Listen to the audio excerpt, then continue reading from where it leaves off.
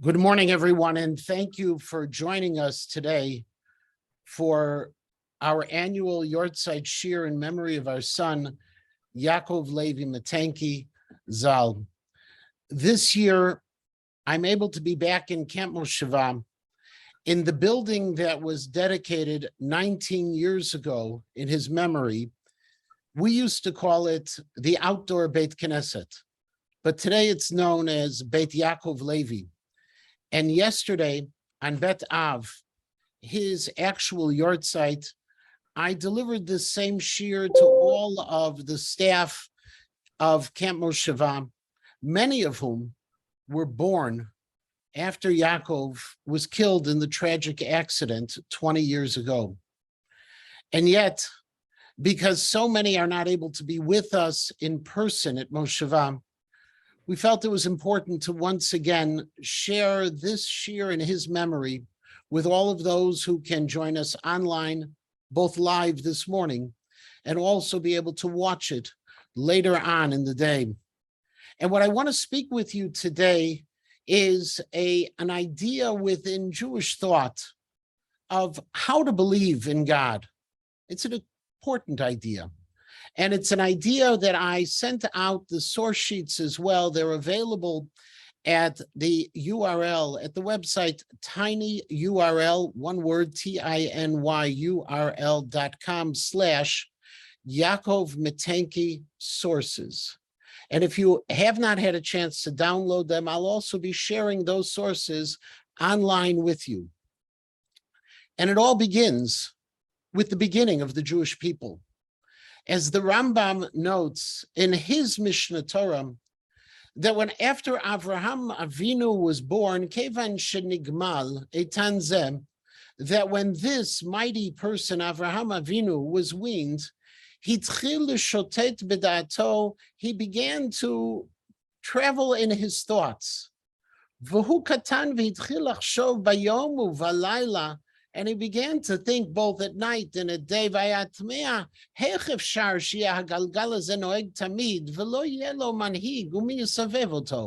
How is it possible for the world to work without someone behind all of its turnings?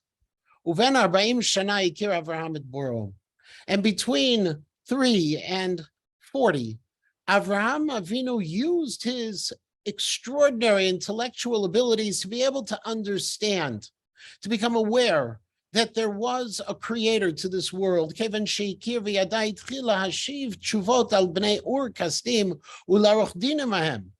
when that happened, he began to enter into debates with the people of his hometown of Ur Kasdim, and he began to judge them.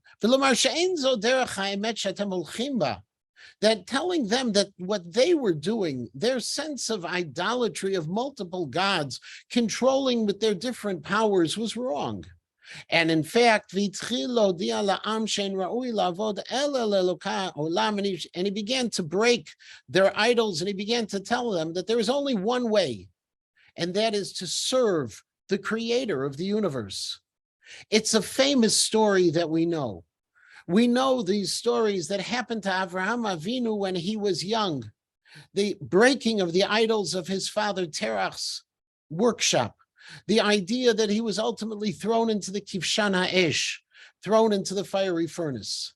And yet the very first encounter that we actually have in Chumash with Avraham Avinu comes in Sefer Breshit in Parashat Lech Lecha in Perek Yud Bet, where we read, Vayomer Hashem el Avram, that God spoke to Avram, Lech lecha mi'artzecha mi'moladetcha mi'beit avicha el haaretz asher areka, that you should travel from your land, from your homeland, from your father's home to the land, which I'll show you. V'Avram ben chamesh shanim v'shivim shana b'tzeito mi'charan. And Avram Avinu was 75 years old when all of this happened. In other words, between the age of 40, when rationally he was able to understand that there is a creator, that there must be a creator. It took another 35 years of growth until finally HaKadosh Baruch Hu reached out to him and called him for the very first time, writes the Midrash in a very well-known story, Amar Rabbi Yitzchak Mashal, it is similar parable, Lechad she'over mimakom lemakom, to a person who was traveling from place to place, v'ra'a bira achat doleket, and he saw that there was a large building, a castle that was illuminated, all lit up. Amar Tomar Shabira Zo Beloman, is it possible that such a magnificent structure should be in existence, should be built, should be lit without someone behind it? At that moment, the owner of the bira, of that building, looked out, Amarlo Anihu Bala Bira, and he said, I am the owner, I am the master of this castle. Kach lefi shaya Avraham Avinu Omer Tomar Sha'olama Zebelo Manhig. This was what happened to Avraham Avinu. For all of those years, he said, is it possible that there is no one who is in charge of this magnificent world? Then HaKadosh Baruch Hu peeked out and he said to him, I am the master of the universe. And that's the basis of the story itself. It's fascinating, though, that when we look at this story, we realize that it's this story of Avraham Avinu being called and being told to go from his homeland to Eretz Yisrael, with which the Tanakh begins our story of Avraham. It's not with him breaking the idols, as the Rambam reported, and it's not with the Kivshan Ha'esh, with that fiery furnace that the Medrash tells us about, but rather it's that moment, Vayomer Hashem el Avram lech lecha. Why? Rabbi Jonathan Sachs, in his introduction to the Siddur, talks about the idea of the names of God. And he writes the two key names in prayer, as in the Torah, are one, the Tetragrammaton, the four-letter name, the Shem Havaya, the Yud Ke Vav Ke, and two, by Elokim. They're different in meaning and tone, he explains. The sages understood the Tetragrammaton as God's compassion. Elokim is God's attribute of justice. The Yud Ke Vav Ke is Rachamim, shows that we have relationship with God, whereas Elokim is Din. It's absolute straight justice. And it continues, Rabbi Sachs, that Judah Halevi and his Kuzari made a more fundamental distinction. The ancients used the word El or Elohim to designate a force of nature, the sun, the sea, the storm, and so on. These they personified as gods. Often, therefore, El or Elil denotes an idol. In Hebrew, monotheism's mother tongue, Elokim in the plural means the one who is the totality of powers, forces, and causes in the universe.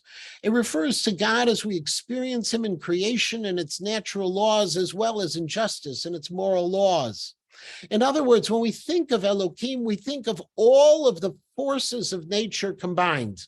Those forces of nature, whether it be a flood or a storm, a hurricane, storms at sea, or drought, those forces of nature have no compassion on the human being. And therefore, it's Elohim, which we use in our terminology to talk about the Midat Hadin, that sense of justice that doesn't distinguish between one person and the next. Whereas when it comes to the Tetragrammaton, to the Yud Ke Vav Ke, not only has a different meaning, it also is a word of a different grammatical type. It is God's proper name. We're calling HaKadosh Baruch Hu by his name, standing in relation to him as the names of Avram and Sarah attached to human beings. Hence, we sometimes refer to the Yud Ke Vav Ke as Hashem, the name. The use of a proper name in connection with God means that a direct relationship between us and heaven is possible. We can speak to God and he listens. When we know someone's name, we have a relationship with that person. And with the relationship, we therefore have that sense of compassion.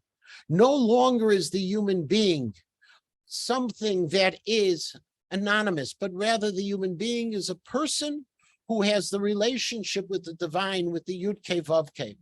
And therefore, when we look at what happened with Avraham Avinu, Vayomer Hashem el Avram, the Torah only records the story of Avraham, and by extension, the story of our people, from the moment in which we have a relationship with HaKadosh Baruch Hu. Without a relationship, Without that opportunity to interact with HaKadosh Baruch Hu, we are not something to speak of yet. God went from Avraham Avinu understanding that there must be a God to Avraham Avinu realizing that he has a relationship with God, and that's the moment when our story as a people begins. It's when we transform ourselves from the rational to the experiential, when we begin to have that close connection with HaKadosh Baruch Hu himself. Rav Soloveitchik in Source 3 notes in his famous work, The Halachic Mind, that the reason for this overzealous search for finality so popular among contemporary theologians is the passionate desire of every philosopher of religion to legitimate the cognitive validity and truthfulness of religious propositions. Explained Rav Soloveitchik that when we look at philosophy today, and we look at philosophy from the beginning of time, from Aristotle himself, when we look at them, they always have wanted to try to prove that there is a God. There is absolute proof they wanted. And yet the problem, continued Rav Soloveitchik, of evidence in religion will never be solved. And yet we'll never be able to prove that there is a God.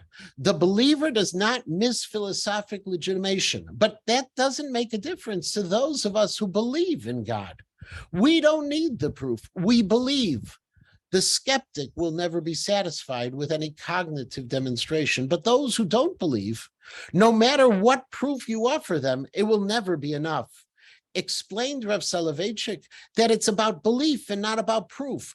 Avram Avinu was cognitively able to understand that there was a God at 40. But when Avram Avinu's real story began, when the Jewish people's story began, is at 75. When that connection occurred, or as the Kuzari himself writes, Amara Kuzari hinenit ba'erli ha'efresh ben hashemot Elokim v'Hashem v'Avinoti, Marav ha'merchak ben Elokei Avraham u'ben Elokei Aristo, said the king of Khazars to the Chaver, I now understand the difference between Elokim and the Shem Hashem, and I realize how different the God of Avraham is from the God of Aristotle. Ki laHashem yitalem mishtokekim bnei adam shesigur b'chush v'al yesod edut re'iyah. Because when we talk about Hashem, when we talk about God, it's the God that we have had a relationship with, we have connected with because of our experiences, because of the senses. V'ilu le'Elohim notim al pi hakash. But rather, when it comes to those who are the philosophers, the God of Aristotle, there they want to rely purely on their logic, on their philosophical speculation. Amar Chaver v'emet saval Avraham ur kastim v'agerut v'amila v'archakat Yishmael v'akedat Yitzchak lishchot oto ki ra'a minyan Elokim asher ra'a tam lo hakasha. And in fact, explains the Chaver, it is that point that allowed Avraham Avinu to suffer through his exile, through the Brit Milah, through the distancing he had to do with Yishmael, and ultimately the Akedat Yitzchak, offering Yitzchak Avinu on the altar, because he saw God not through his logic, but through the sense, through that element of belief, through his senses, through his experiences. In fact, as some have suggested, that when we talk about the idea of Mesirut Nefesh, of a person who is willing to give his entire life to believe in God, offering at times his own physical existence on the altar of those who oppress us, that's something that happens because of belief, of that sense of experience we have with God. No one has ever given up their life over a mathematical equation or some other aspect of rational experience. Rather, it has always been the element of religion, of belief, that we're willing to sacrifice all for. Or as the Rav Soloveitchik continued to explain in his Lonely Man of Faith, The trouble with all rational demonstrations of the existence of God with which the history of philosophy abounds consists in their being exactly what they were meant to be by those who formulated them. Abstract, logical demonstrations divorced from the living, primal experiences in which these demonstrations are rooted. When you try to prove, when you try to be rational, when you move from the belief back into the rational, ultimately, they don't have the impact upon us because they remain in the abstract. However, when you move into the belief, the awareness that HaKadosh Baruch Hu is in our lives, at the bottom of this quote, does the loving bride in the embrace of her beloved ask for proof that he's alive and real? Must the prayerful soul clinging in passionate love and ecstasy to her beloved demonstrate that he exists? So as Soren Kierkegaard sarcastically when he was told that Anselm of Canterbury, the father of the very abstract and complex ontological proof, spent many days in prayer and supplication that he be presented with rational evidence of the existence of God. Said Rav Soloveitcher, there are some things that we just know. We feel them and we know them as a result. Kierkegaard, the great philosopher, was sarcastic about Anselm of Canterbury because Anselm of Canterbury spent his life trying to prove the existence of God. And yet when he was trying to prove it, as he was unsuccessful in his efforts, ultimately he went to prayer, that aspect of belief, and not the aspect of rational thought. And of that, Kierkegaard made fun of him, because to try to prove is an action of futility. It won't make a difference to any of us if we can prove or we can't prove. It's what we feel, just as a husband and wife can feel love for one another and don't need it to be proven. So too our relationship with HaKadosh Baruch Hu is a relationship of belief that doesn't require that proof at all. But the question arises, how do we get to the aspect of belief? Avram Avinu was fortunate to have God call out to him in a relationship. We can only read of that calling. And so Rav Eliyahu Dessler in his Michtav Me'Eliyahu explains, Zohi gam derech aliyah be'emunah. This is the way you rise in your belief in God. Hit'alut be'emunah pnimit. We go and we begin to believe in an internal belief. Madrega achar madrega, one step after the next. Ba'al yedei hit'amkut b'Torah atzma. It's by learning Torah. The Torah is our connection to when Avraham Avinu was called. The Torah is the way that we relate to HaKadosh Baruch Hu, that we are able to experience even when we don't see those miracles that are recorded in the Torah, the Yetziat Mitzrayim, the Kriyat Yam Suf, the Ma'amad Har Sinai. We don't see them. And yet, by learning Torah, we're able to come closer. Achen hagisha lo tehem. Ma shani mevin b'sichli akabel, ma b'shesichli eno lo akabel. Never go with the approach that what I understand I will accept, and what I don't understand I won't accept. Chalila. Ena kavanashi smoch al sichlo bilvad. We've never had the intent. God never wanted us to rely exclusively on our intellect. You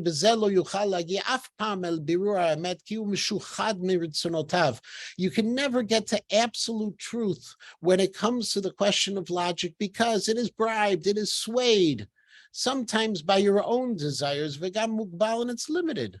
Canal. Geder birur ha'emunah al yidei hasechel acharei shenitiyashva kvar ha'emunah belibo al yidei kabbalat avot v'al yidei limud Torah kedosha v'akarat gedulata gedulat chachamenu. The way you are able to deal with faith is after you accept in your heart the truth of all we have learned from our forefathers, and after we have learned Torah, and after we understand its greatness and the greatness of our sages, asok adam lekarev el sichlo et yesodot ha'emunah levararam latzmo v'habgevirur sichli. Then you start to use your rational thought. Try to understand what belief is. Don't start with the logic and move to belief. That'll never work. Start from belief and move then afterwards, the Birur Sichli. Rav Lichtenstein, many years ago, wrote in a famous article of his that is reprinted by the OU in the Jewish Action Reader, a statement of belief. Rav Lichtenstein was not only one of our great contemporary poskim, great contemporary leaders, he was also the Rosh Yeshiva in Yeshivat Har Etzion, where Yaakov had the privilege to study for a couple of years, and we had the privilege as a result to have a relationship with this great person. And he wrote, encounter, of course, has been varied. He said that when it comes to the question of how we engage with HaKadosh Baruch Hu, it's different. In part, has been channeled primarily through the learning of Torah, as Reb Dessler wrote. Sometimes that belief comes from the Torah. This is no doubt an aspect of the light within it, of which our sages spoke, but also through prayer and the performance of mitzvahs, or if you will, by the halachic regiment in its totality. Wrote Rav Lichtenstein, how do you believe in God? There is the Torah that we need to study. There is the tefillah that we need to recite. And there's the performance of mitzvot. There is what he refers to as the halachic regimen. We know in psychology there is a concept of ritualization that ultimately, when we want to be able to do things, there are certain things that we ritualize, as simple as, and you'll excuse the comparison, brushing your teeth every morning. A person gets up and they brush their teeth. They just do it. There's no thought about it. It's just part of their being.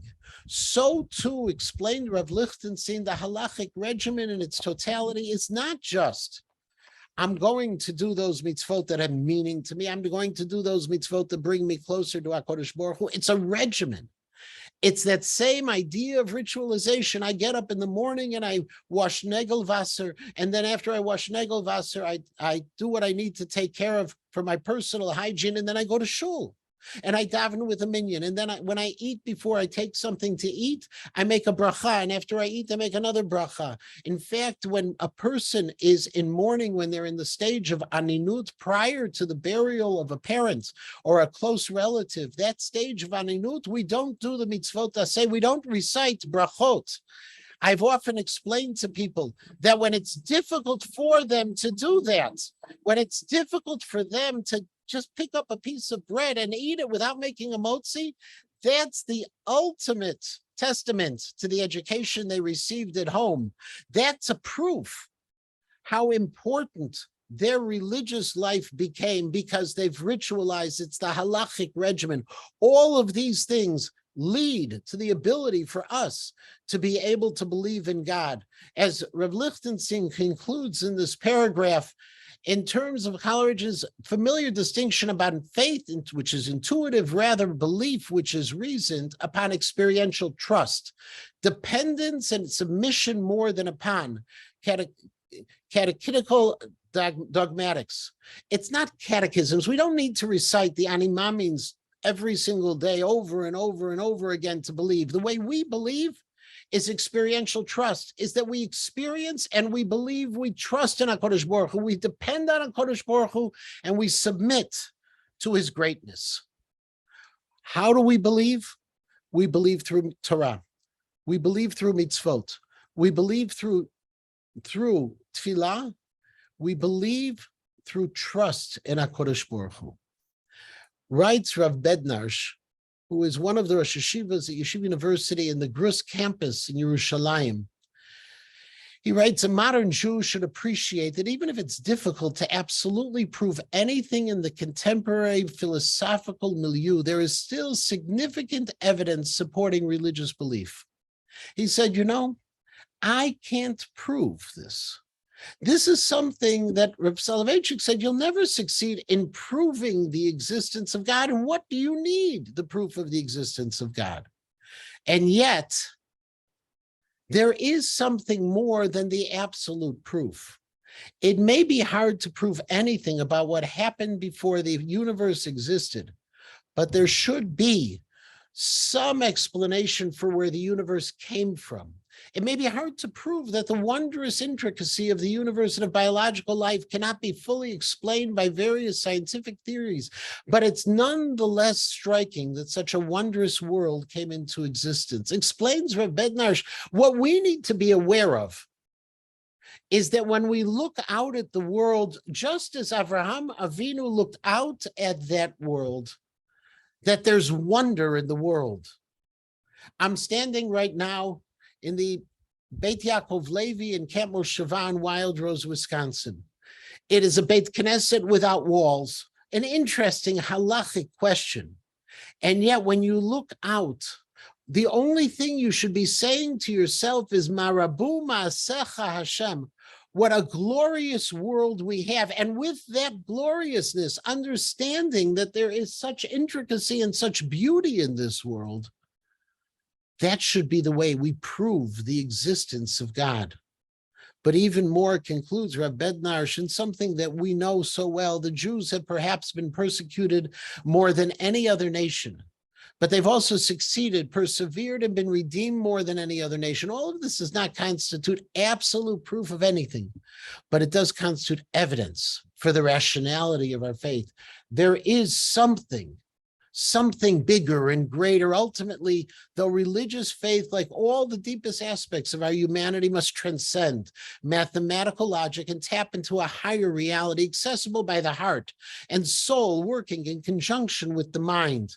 Explains Rav Bednarsh, we've been granted by HaKadosh Baruch Hu both the mind and the heart. They shouldn't be working independently of each other. They should be working in consonance together with one another. And therefore, when it comes to religious faith, it's not a question of just the mind, but rather it's the heart that will lead the mind forward. Rav Sabato, the Rosh Yeshiva in Birkat Moshe in Maleh Dumi, a few years before Rav Lichtenstein passed away, sat down with Rav Lichtenstein and interviewed him, which ultimately led to a wonderful book that is in both Hebrew and English. And one of the questions that Rav Lichtenstein approached was, again, this issue. True, one will not experience this unique feeling in its full manifestation all of the time. If someone tells me that every time he enters the study hall, the Beit Midrash, and opens up the books of the Rambam, the Ravid, or the Ketzot, he feels inspired, I truly envy him, which was Rav Lichtenstein's humble way of saying that as much as we know that learning Torah is the way to engage with HaKadosh Baruch Hu, Vayomer Hashem, in our day, nevertheless, it doesn't always work. Not even for him. I cannot say that I feel this exalted feeling all the time, but I truly feel that there are profound moments like this in the life of a believer, and that such moments leave their mark on every fiber of his being. Each of us has had a moment, a transformational moment, where we feel HaKadosh Baruch Hu taking care of us. That moment we need to rely on. Why not see the religiously inspired moments through the prism of everyday life? And he continues on the next page. I knew a wonderful Jew in America named Rabbi Nachman Bullman. He used to say that if someone tells you that every time he prays, he feels everything that one ought to experience when praying, don't believe him. We can all try for kavanah. We can all try to engage, to encounter HaKadosh Baruch Hu. It doesn't always work. Sometimes our mincha is just perfunctory. Sometimes our mincha is elevating and exhilarating. He told me that if once every few weeks you can say mincha with great fervor, enthusiasm, and excitement, this is a wonderful accomplishment. When we seek that feeling, don't expect it every day, says Rav Lichtenstein. Rather, look for it, search it, says Rav Bednarsh, try to find it, and realize that every so often you'll have it. Wrote Rav Soloveitchik in one final classic source for today, there's a natural desire, a natural yearning in every human being, Jew and Gentile alike, who all were created in the image of God, to come as close as possible to the master of the universe. The reality is, we know that there's a statement that there are no atheists in foxholes, that sometimes everyone has to believe at some point in their lives. That's natural and that's normal. And unfortunately, modern man has sometimes chosen to suppress it, to hold it down. They don't want to be seen as just people who are driven by the heart, but people who are driven by the mind, by rationality. But that's not the way to go. We need to experience HaKadosh Baruch Hu. We need to search for HaKadosh Baruch Hu, seek those experiences, and then use our logic. And that is so much of what motivated Yaakov Zal in his life.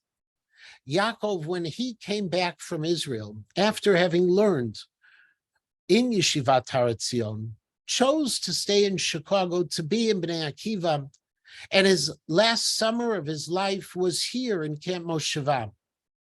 Why? Because he wanted to give his chanichim, his friends, he wanted to give them those experiences that he had grown up with, experiences that had transformed his life. He understood that there's role for Torah learning, and he was committed to it. His Mishnayot was one of his favorite hobbies, was to learn Mishnayot. They were worn from being studied so much. But he also understood that it was the fun and the experience and the chaverschaft that made all the difference in the world. To believe in HaKadosh Baruch Hu comes from that, much more than from a Musar shmooze that someone may deliver, much more than a class in philosophy. And soon after he was killed in the car accident in Watoma, Wisconsin, when he was out trying to find a Machane Chutz site for his chanichim, we received a letter. We received many letters, but during the week of Shiva, we received letters from many of his friends as well, some of whom were still in Israel and some of whom were all over the world back in their homes. And one of them I've shared with you today. It begins, "Dear Rabbi and Mrs. Matanky and family, you don't know me, but I knew Yaakov. Actually, I considered us to be good friends, but I guess that's not saying much because as it seems, everyone considered themselves to be good friends of Yaakov. But that's the type of guy he was, loved and revered by all. As a Shana Aleph Talmid, he took me under his wings, giving me all kinds of advice, some I must admit, which I was wary of. I was fortunate to sit next to Yaakov during morning Seder, and he was always willing to offer interludes of stories at Camp Mosheva or explain a difficult Tosfot. I remember very well the first time I met Yaakov. He sat down in the base medrash next to me and gave me a friendly hello and introduced himself.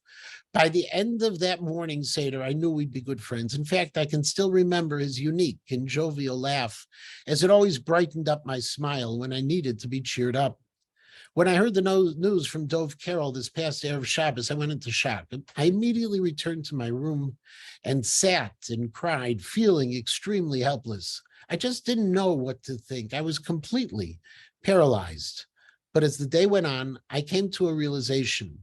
Yaakov was in Camp Mosheva, doing something which he enjoyed immensely. And it wasn't just the camp factor, which Yaakov loved, but the feeling I got from our numerous conversations in the yeshiva was that the educational role of a madrich in camp was most important to Yaakov. He loved chinuch, and part of it, Camp Mosheva, was the informal education he could bestow upon his campers. I remember once finding him in the Machon library of the yeshiva making photocopies of song sheets for his famous, as he told me, tishim at camp. He had found a lost nigun, which he was going to revitalize the camp that had not been sung for hundreds of years. Then he proceeded to give me the whole vort which went along with it. I could tell that this was something he loved and was ready to dedicate his life to. Yesterday at Mosheva, with the madrichim and the rest of the tzevet and the staff with me, I told them, and I read them this letter as well, and I told them that what they need to understand is that they are the connections that each of their chanichim has to HaKadosh Baruch Hu, because they are the opportunities, they're the ones who create the experiences, who create the emotional attachment to things that will happen in camp, things that will make a difference for the rest of their lives, those moments when they will always remember a tefillah, a havdalah, just a wonderful interchange with a wonderful role model. They have that ability of chinuch. We as parents have the ability each and every day with our own children. But Yaakov understood that importance. And therefore, he dedicated his last years to making sure that those chanichim, they were the ones who were taken care of. And while it's true that yesterday there were only a few people besides our own children who were here sharing with us who knew Yaakov, my prayer for all of them is that the lesson that Yaakov lived, the lesson he learned, was a lesson that they would take forward. And concluded the letter, I want to offer my condolences to the whole family and let you know that here in Yeshiva, we truly feel the loss. A bunch of the Chevra were together recounting their memories of Yaakov, and one after another, without exception, lauded and spoke of Yaakov in the same manner, his simcha, his kindness, and his friendship. For me, Yaakov will always be remembered for his inspiring qualities, but even more as someone to aspire to become. Inspiration and experiential living. That's what it's all about. And that's what Yaakov represented for all of us. And while 20 years have passed, and it's hard to imagine what 20 years means, and yet here at Mosheva, I mentioned yesterday as well that there was a small sapling that was planted in memory of Yaakov in front of the main building, the Bayit of Mosheva, by the custodial staff, by Leroy and Chuck Swanson and Mark Swanson. They planted this little sapling the year Yaakov passed away. Today, it's a large tree. In a sense, that large tree, which now gives shade on the lawn of the Bayit, is what Yaakov was all about. He was someone who was growing at all times. He was someone who provided that shade, that sense of safety and security to others. And he was one who is so filled with living that it's hard to imagine that he is no longer. I thank you all for joining us this year once again to remember Yaakov, for participating in this shiur. And I pray that Yaakov's memory will continue to inspire and also to be someone to aspire to become.